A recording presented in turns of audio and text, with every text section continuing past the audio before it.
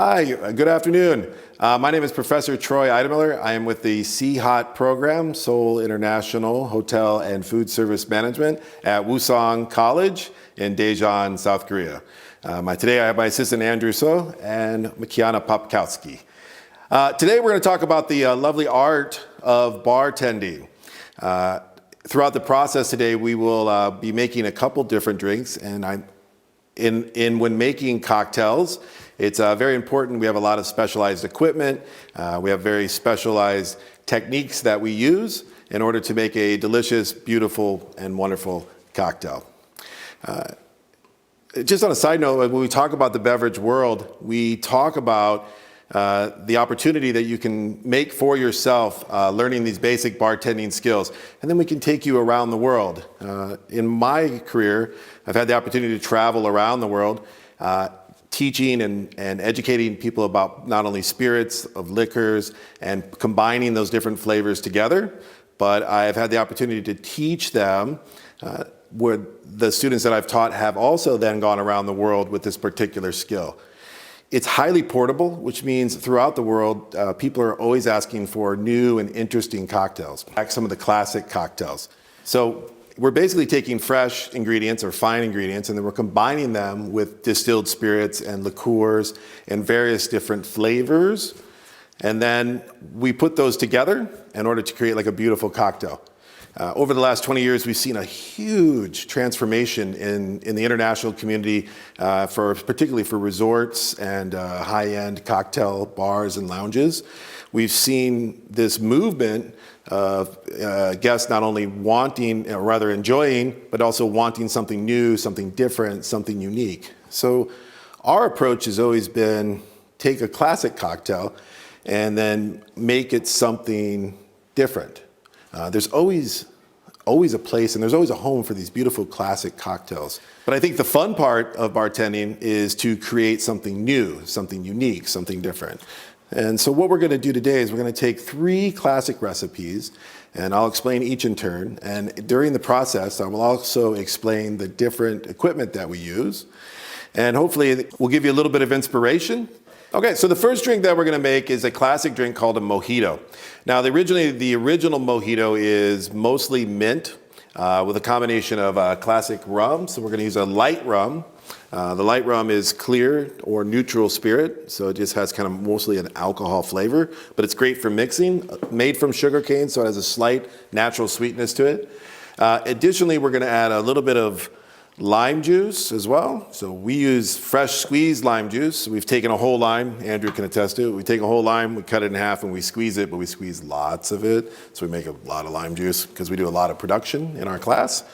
Addition to that, we're going to add a simple syrup, which is nothing more than our sugar source. So we have a little bit, it's half water, half sugar. When we mix it, we're looking for a balanced cocktail. So we're looking for something that we also want a spirit, which is the alcohol base. We want to be able to taste the spirit, but we don't want it to be overwhelming. So we also are looking for something. So item number 1 is a spirit, so an alcohol base. Item number 2 is a liqueur, which is a spirit that is blended with a little bit of sugar. So the liqueur that we're using for this particular drink is a French orange liqueur called Cointreau.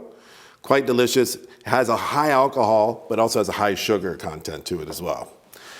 So we're looking for spirit, a little bit of liqueur. We're also looking for acidity in all of our cocktails. So we try to add something with a sourness. It's the part that makes your mouth water. So lime juice, lemon juice, mostly citrus fruit tends to be the best option. But to balance out that acidity, we want to add a little bit of sugar. Sugar pushes down flavor, but makes the drink more easier to drink. Then we try to introduce other flavors into it. So we're going to be using mint as our main flavoring for this particular cocktail. Today what we're going to do is we're going to add one more flavor to it. And what we do in order to add flavor, everybody likes strawberries. So we add a little bit of a strawberry puree. So we follow the recipe so that it's consistent. So we use it for measurement for 2 purposes. 1, for consistency. So it ensures that the flavor is always the same, the color is always the same, and 2, cost control. So we want to make sure that we're financially responsible for our business. Okay, this particular measuring tool is called a jigger. So we have one side which is taller, and if you fill it all the way to the top, it's 45 milliliters. And on this side, it's a little bit smaller, and if you fill it all the way to the top, it's 30 milliliters. Inside here, we have graduated lines, which you can't see, I bet, but it's 10, 15, and 20 milliliters as well. So we can measure the line by simply looking at it and memorizing those lines. All right, so let's get started in making the drink. First step, when we add an ingredient, any solid ingredient that we want to remove the flavor, we have to do the first step of any drink. If we add a solid ingredient to it, we have to do a process of drink making called muddling. That requires a special tool, which is nothing more than a flat stick with a long handle, and this is called a muddler. This one in the United States cost me, right around $70.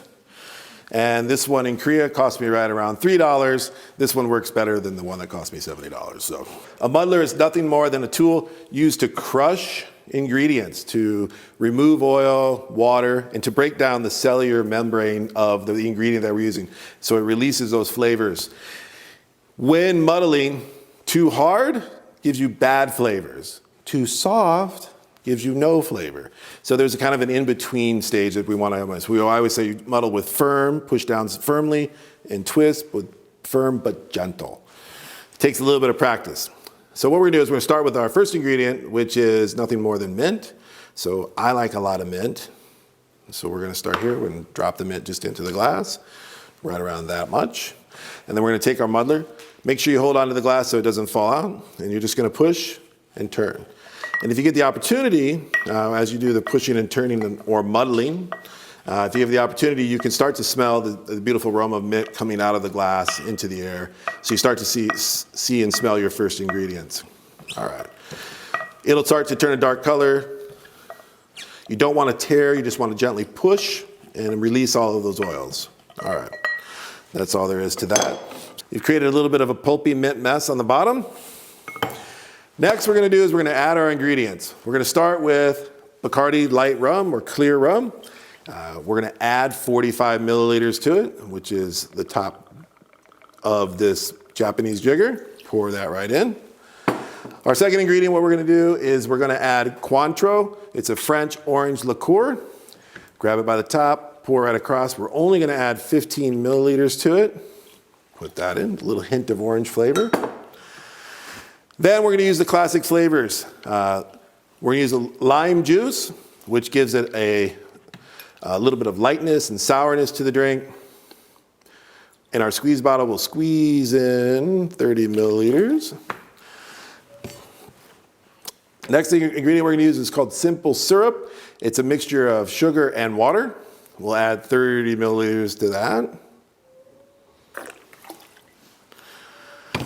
So right now we have your basic Mojito -1 ingredient, which is called soda water. We'll add the soda water after we get done mixing it. I'll explain in a second. Our last ingredient, to make it a little bit more special, is we're going to add a little bit of strawberry puree. This is nothing more than strawberries that have been blended up with a hint of sugar. If you don't want to go through the process of blending, you can just take the strawberries at the beginning and you can muddle it with a little bit of mint as well. So you can take fresh strawberries and crush it in there. All right. Don't need too much. It's a very strong and very distinct flavor. So we'll add 30 milliliters of our strawberry puree. Boom. All right. So now we have all the basic ingredients added in, and you can see it has kind of a layered effect. Our next step is we're going to shake, or we're going to mix the ingredients together. So we're going to use our Boston shaker. If you could be so kind to add some ice to that, Kiana, thank you. So we'll take our friendly mixing tin, put the mixing tin and the mixing glass together, and when those two are combined, it will create the Boston shaker. All right. Once again, place that directly over the top. So we have all the ingredients in here except for one ingredient, and the last ingredient, what we're going to add is called soda water. Now we don't want to put soda water into the mixing tin, because if we shake it, in a second we'll be doing that, When we shake it, if you have soda water in there, the CO2 bubbles will expand and it may pop open. And also you'll lose all of the bubbles from the soda water. So we want to make sure we put the soda water in after you shake. All right, so when we shake, put that into your left hand, 2 fingers, 1 thumb. Put your other hand here, step, shake left to right, not at the guests because we don't want it to go over them.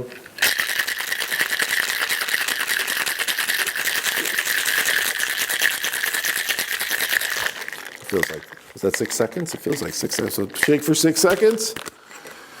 All right, so now we have all of our ingredients mixed up thoroughly. We call that emulsifying. And we're gonna add the very, very last ingredient, which is called soda water. Now we'll add soda water on the finish. The soda water will sit on the top, and when we strain it into our new glass, the soda water will be at the bottom, but it'll come up and naturally mix the drink for us. All right, a little fast on that one. All right, so there we have it. Next thing we're gonna do is we're gonna put our drink, for our class we use a Collins glass, which is a cylindrical glass. It's also called a New York cocktail glass, if you see it out there. One of my favorite drinks because it's just really elegant and beautiful and very simple as well. So what we're gonna do is we're gonna do double strain. So we're gonna take our fine mesh strainer and I'll use a Julep strainer as well. Place the Julep strainer directly in the middle. Put your index finger on the top. All 5 fingers and 5 fingers are grabbing it plus your thumb. Just use your fingertips. Place this directly over the middle and then just commit and pour right in the middle of the Collins glass in the double strainer. So that's our version of the strawberry mojito. Before we serve it, we're gonna do the very last step in cocktail construction, which is garnishing. And we wanna make sure the drink looks beautiful. So I have a very simple garnish to this. All I do is I take a lime wedge and a mint sprig, and we put those 2 together. So put the mint in, pull it open, make it look beautiful as much as you can. Take a lime wedge, place the lime wedge behind it as far as the guest is concerned. So for the camera, here we go. Place it right here like that. Turn it aside. And then we're gonna add a little bit of powdered sugar to it.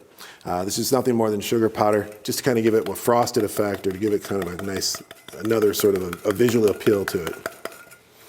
Doesn't want to come out. All right, there we go. Last thing we're going to do is we're going to add our straw. Always place the straw behind to the drink. When we present it to the guests, we present all of our garnishes at 2 o'clock in the straw as well. And there you have it, my friends, a strawberry mojito, which is a much more delicious version, I think, than a regular mojito. Cheers, enjoy.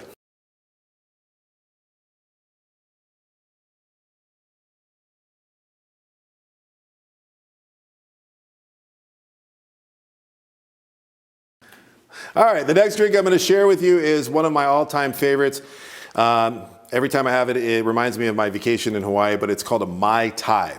And what we've done is we've added one extra ingredient to the Mai Tai. We've added a little bit of mango. And it's very simple. Traditionally, it's done with 3 different types of rum. It's a high alcohol drink. We brought the alcohol down, I think, because it can be a little overpowering for most of our guests in the resort world. And we brought it to be a little bit more beautiful. So this particular drink has lots of tropical notes to it. So we're gonna have a little bit of orange juice, mango juice or mango puree, depending on that, pineapple, fresh squeeze is nice. We're also gonna add a little bit of lime juice to it. You can use lemon if you'd like, but lime's wonderful. And then of course, traditionally we will use simple syrup, but today I went out and I grabbed one of our more traditional, the original Mai Tai was done with something called orgeat syrup, which is, if you can't find orgeat, just use regular sugar water is fine. But orgeat is made from almond flours. So it's made from almond flours and just sugar added to it. So it's got a little bit more of a interesting flavor. All right, our spirits today, we're gonna be using rum, a single rum. We're also gonna add a hint of grenadine just at the bottom of the glass to give it some color, some redness. Grenadine is a syrup made from pomegranates. Then again, orgeat syrup, where almond syrup will be a part of our mixing ingredient. And then also for garnish, if you will, we're gonna garnish with black rum. And this is pitch black, dark rum. And it'll give a nice sort of contrast. We'll have red at the bottom, orangey yellow in the middle, and this dark sort of floating technique on top. All right. All right, guys, ready? All right, let's do it. All right, first thing we're gonna do is for the ingredients, we're gonna add 45 milliliters of light or clear Bacardi rum. Measure that out with our jigger and just put it into the mixing glass. Second ingredient we're gonna do is we're going to add all of the different fruit juices. Orange juice, we're only gonna use, you usually use more fruit juice, but orange juice, but we're gonna only use 15 milliliters in here, mostly just to get a little bit of that flavor in there. Drop that in there. We're gonna add mango juice. We're gonna add 30 milliliters. Oops, we got a little bit of a leak there. 30 milliliters in the mango juice. Add that. Pineapple juice, which is the star of the drink. So we're gonna add 45 milliliters. So it's 15, 30, 45 for milliliters for the 3 different juices that we're adding to it. Now these all have high sugar content. They're tropical juices. So I like to add a little bit of lime juice. We're gonna add 20 milliliters of lime juice to it to give it some lightness and to give it some sour notes. All right, there we are, that. Add that. All right. Last thing we're gonna do is we're gonna add our simple syrup. In this case, we're gonna substitute simple syrup for something called orgeat. It is naturally a sweet drink, so we're not gonna add a whole bunch to it, but we're gonna add 30 milliliters of orgeat. It has kind of a white color to it. All right. There we have it. So those are our ingredients. Kiana, if you'd be so kind, add some ice to that. Next thing we're gonna do is we're gonna get our glass ready. Sorry, Andrew. I recommend, as far as professional bartending, we always want to make sure we have a nice, clean, spot-free glass. It's a nice thing to have someone do. So we're going to use a hurricane glass, which is a glass that's shaped a little bit like this. They come in different sizes, but they basically have this shape and some sort of stem. This one's a medium-sized one. They come very large and also very small. What we're going to do now is we'll create that Boston shaker. We'll put this right on top, and we'll mix all of these ingredients together. So once again, if you're doing the Boston shaker, place it directly over the mixing tin, directly over the mixing glass. Give it a nice pop, create that vacuum so it doesn't come off. Flip it into your hand, 2 finger, 2 finger, 2 thumb, 2 thumb. Shake for 6 seconds.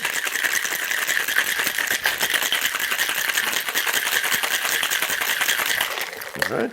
Now the tricky part doesn't want to come off again, so just give it a nice quick, easy pop. Pour it back into your mixing glass. All right, so now the drink is ready to be strained into our glass. We'll use new ice, only 2 part right there if that's possible. We're gonna do wait, before you do it, we're gonna do a little bit of a garnishing technique. We're gonna put grenadine in the bottom of the glass so it stays there. It's heavier than the drink, so we'll have a nice little red spot on the bottom of the drink. Perfect, thank you. All right, this time we're gonna use a Julep Strainer, same method as Hawthorne. Place it into the drink, it naturally falls in. Put your finger right on top. Grab it with your fingertips. No double straining this time, we're just gonna pour directly over the top. All right, should come right up to the top. Again, measure your glassware so you know how much space you have. Now we have a basic drink, we have a nice little red spot on the bottom, and as the guest stirs it with the straw, that red spot will get bigger and bigger. We're going to add a little bit of black rum. This technique is called floating, or technically it's called layering, so it's an opportunity. This is heavy sugar, heavy molasses, rum. So we're just gonna float a little bit on top and it should sit right on top and create this sort of falling, sort of dark effect in the drink itself. Cool, awesome. Next, we need the garnish to make it look pretty. And once again, we wanna make sure that it looks beautiful as it goes out to our guests. I went right to the bottom. If you could be so kind, I'll take the pineapple. Thank you very much. Use a large pineapple and the cherry on a pick. So we take a bright red maraschino cherry, it's traditional garnish. We're just gonna stick it in so it faces the guest so they can see that we've taken a little bit of effort. I like to use the next ingredient. We use the top of the pineapple frond. I stick that behind the cherry, kind of framing it, if you will. Make sure it looks beautiful. And there you have the classic Mai Tai. Cheers, enjoy.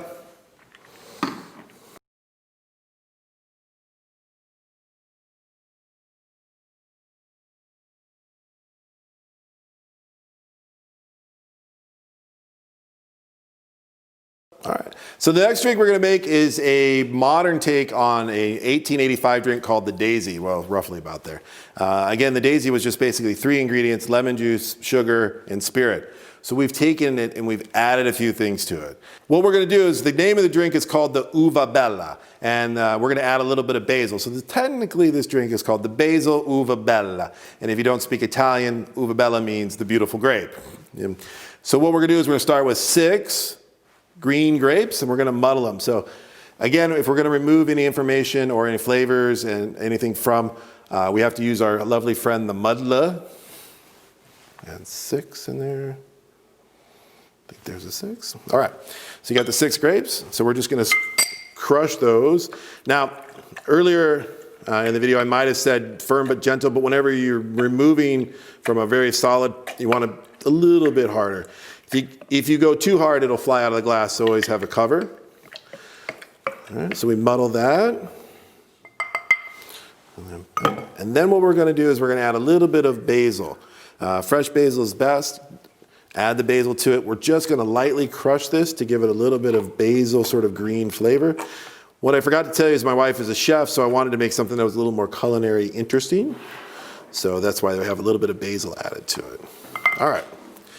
Next, we're going to add our ingredients. For this particular drink, we're going to use a type of gin called Tanqueray 10 gin. Tanqueray 10 gin from the Tanqueray Gin Company has a little bit higher lemon content to it, so it's a little bit more sour. We're also going to use one of my favorite liqueurs in the whole world called Saint Germain. It's from elderflowers. The elderflower is a flower that grows in the Alps at a very high altitude. Every day, gentlemen walk up there with bags. They hand pick the flowers. Every afternoon, they walk down. They then squeeze those flowers, just precious little drops of water and beautiful sort of perfumed aromas, and then they take that and they distill it into this beautiful liqueur. So we're going to add that to it, plus it comes in a really cool bottle. Additionally, we're going to add a little bit of lemon juice and our friend simple syrup. One other thing we're going to add to the drink, it sounds a little weird, but egg whites. And we'll talk about when you mix egg whites, we're going to create, like in our shaking tin, we're going to create a little bit of meringue. And the egg whites will separate and come to the top, and it creates a nice creamy texture and white layer around the top side of the drink. Sorry, our friend the jigger. We're going to add a little bit of Tanqueray 10 to it, so 45 milliliters Tanqueray 10. Put that over. And then we're going to add 20 milliliters, 15 or 20 milliliters, depending on it, but my wife likes it, so we'll add 20 milliliters of elderflower liqueur by Saint Germain. Then we'll add our lemon juice. We need 30 milliliters of lemon juice. We want it to maintain a sour. And another 30 milliliters of simple syrup with egg whites. So we're going to add our egg whites. 30 milliliters of egg whites. It's quite a delicate process, so be careful with those. All right. So those are our basic ingredients. What we're going to do now is add a little ice. We're going to create our Boston shaker. We'll put the shaking tin right on top, and it gives the drink a little bit of softness. So, all right. Plus, it's beautiful. All right. Get our in there.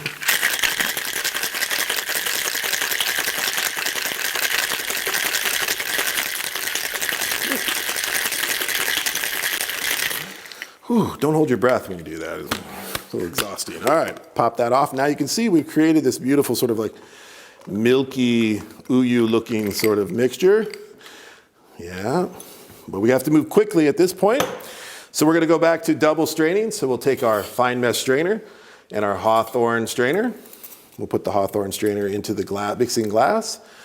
This glass is served in a martini style glass. We'll hold it like a spoon, put it right over the top, index finger right on top of the Hawthorne strainer, and quickly pour into the middle of the glass. Now, whenever you're using egg whites, they don't want to come out of the mixing glass. You got to kind of give it a little bit of a nudge. So it takes just a couple seconds to pull these out. And as you can see, we've created this almost like a meringue style right on top. It's holding onto the sugar, so it gives it a little bit of natural sweetness. All right, that should do it. Give it a little tap to get the last part out of the fine mesh strainer. All right. All right, now give it maybe 30 seconds to sit. The last ingredient we're gonna use is honestly one of my favorite things in the whole world. It's called bitters. Now bitters is a highly aromatic alcohol concoction, which we put it on top of a drink or we add it to a drink to give it more complexity, to give it better aroma. The one we're using today, we're going to put on top of the drink. We're going to use Angostura bitters. Now, Angostura is a rum-based bitters that has flavors of cinnamon and cardamom and sort of like baking spices that come through. We place that on top. It will sink down a little bit and kind of hide itself underneath the egg whites, but on top of the drink. So I like to use an eyedropper for precision, and also it makes it look a little bit more beautiful. So we'll create this eyedropper sort of Angostura bitters thing. All right, and now you can see the clear line. It's completely set up. Actually, that's pretty darn good. We'll put a couple dots in here, and then we'll create those dots. We'll transform those into little hearts. All right. So just take your pick, wooden pick, and just run it through the center, and you create these little hearts. We'll put that back. And then it's a very, very simple garnish. All we do is we put a grape on a pick and just nestle that thing right in there, and a little piece of mint to denote that mint has been used in the drink. I like to use it more delicate because it's a very delicate drink, and just simply actually place that behind the grape. And there you are, my friends, the Uva Bello with its hearts included. Cheers, enjoy.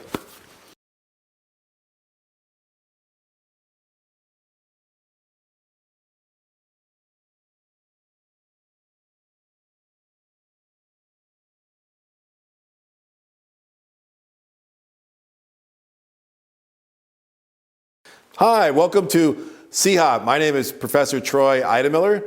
I represent the Seoul International Hotel and Food Service. Our department is a hospitality management department where we have partnered with the #1 hospitality school in Australia called ICHM. Our students come to us, they spend 2 years in our program, and at the end of 2 years, they have the opportunity to go down to ICHM. Once they've completed their associate's degree with us, they then head to Australia for 1 year, and they will get their bachelor's degree. Here's a couple of our lovely students here. I want to introduce you to Andrew Suh. He'll tell you a little bit about the first year's programs. 저희 학과는 이제 각 부서별로의 실무 능력 중심의 수업을 하기 때문에 매우 도움이 많이 됩니다. 그리고 많이 재밌기도 하고요. How about you? What are the programs in year 2? Year 2 is more focused on the managerial courses that we would need to succeed. We have courses like learning the opera system for the hotel, running the front desk. And after you do your first semester, you go to your internship in Australia or wherever you choose. Well, I think we sent students to Dubai and Vietnam, Thailand. Saipan, Spain. Yeah, so we send students all over the world. So thank you very much, guys. Appreciate that. So anyway, come to CHOT, and we'll open the world for you.